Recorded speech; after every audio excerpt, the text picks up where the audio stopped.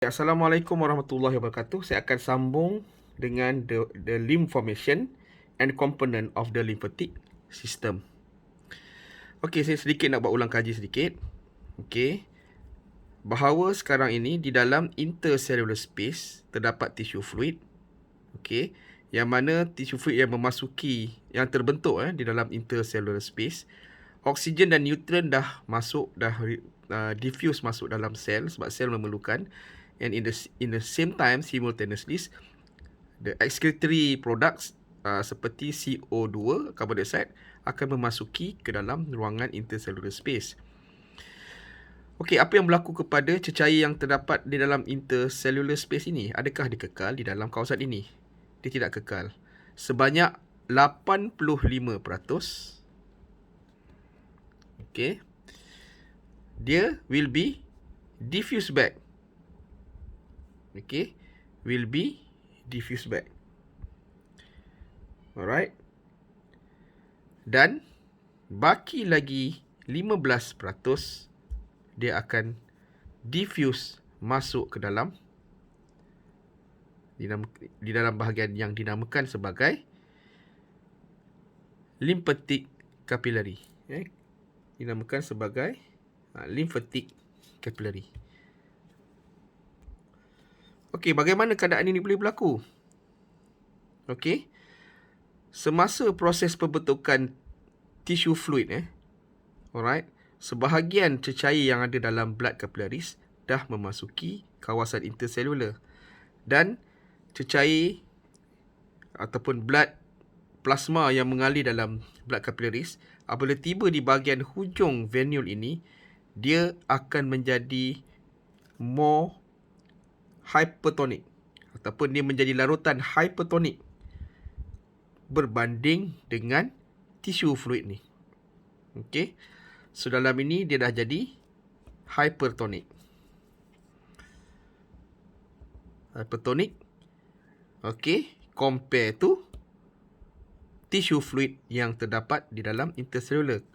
Kenapa keadaan ini boleh berlaku? Sebab cecair dan bahan-bahan yang boleh terturas dah membasahi sel body dalam ni.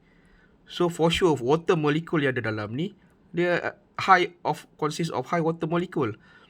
Maka sampai di hujung sini darah ataupun eritrosit dan sebagainya, plasma, protein, platelet dan sebagainya, menjadikan dia lebih hypertonic sebab sebahagian besar cecair ataupun water molecule dah terbentuk dalam ni. So apa yang berlaku?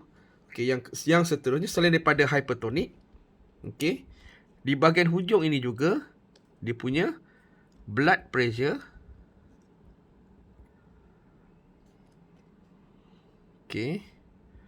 blood pressure juga is lower. Is also lower. Nombor satu dia dah hypertonic. Yang kedua, blood pressure dia dah lower. Bila dah lower, maka dengan mudahnya lah 85% daripada intercellular ni akan memasuki semula ke dalam blood capillaries. Termasuklah nutrien ke, bukan nutrien, bahan buangan ke, water molecule ke, mineral and salts ke, waste akan masuk semula ke dalam blood capillaries. Dan baki lagi 15% akan memasuki ruangan lymphatic capillaries. Lagi sekali, lymphatic capillaries tu, bila we talking about lymphatic capillaries, dia juga memiliki setebal satu sel. Bila setebal satu sel, bahan-bahan yang bahan-bahan yang bersaiz kecil, yang bersaiz tertentu, dia boleh move from the intercellular space akan memasuki dalam bahagian lymphatic capillaries. Lalu dia memenuhi bahagian dalam kapilari inilah. Dan akhirnya dia akan terus bersambung. Dia bersambung dengan dinamakan sebagai lymphatic vessel. Dan lymphatic vessel ini pula akan bersambung, terus bergerak, dan dia lagi sekali dia ada injap.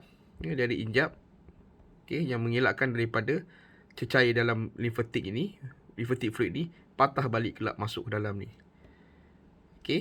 Dan akhirnya dia bertembung dengan ini adalah lymph node. So kita berhenti sini.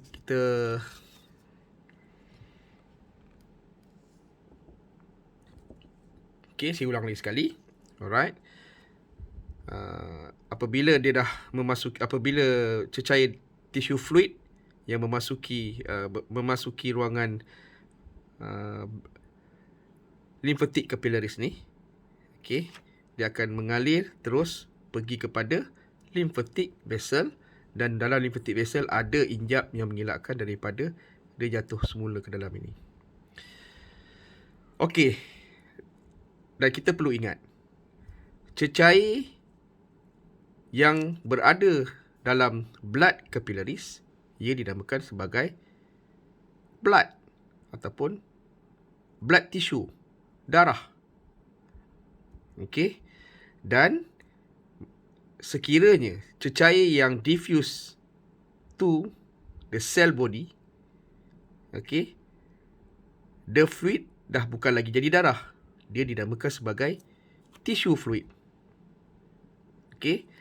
Dan tissue fluid yang memasuki limfatik capillaris pula, dia bukan lagi nama tissue fluid ataupun darah, maka dinamakan sebagai lymphatic fluid pula. So nama-nama cecair yang diberikan ialah berdasarkan kepada di mana ia berada. Kalau berada dalam limfatik capillaris, jadilah cecair limfatik. Kalau ada dalam tisu, jadilah tisu fluid. Ada dalam salur darah, namalah dia blood capillaris. Alright. So kita sambung cerita yang seterusnya. Setelah kembali 85%, cecair ke dalam salur darah, maka darah ini lagi sekali mengalir pergi memasuki venule. Venule pergi kepada vena. Vena dia akan naik pergi kepada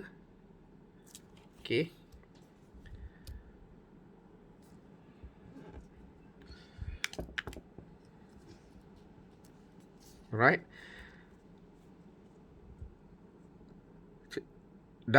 Cecair tisu fluid yang memasuki blood capillaris, dia akan mengalir kepada venule. Venule akan pergi kepada vena. Vena pula akan melalui injap, lagi sekali bagi mengelakkan darah terturun semula, sebab dia punya tekanan pun dah drop. Kemudian velocity dia pun dah drop. Lalu salur darah yang mengalir ni naik ke atas, lalu menuju ke arah jantung kepada saluran vena cava. So maka dengan ini selesailah chapter 10.7 untuk bahagian the formation of tissue fluid dan juga lymph formation and component of lymphatic system. Bye-bye.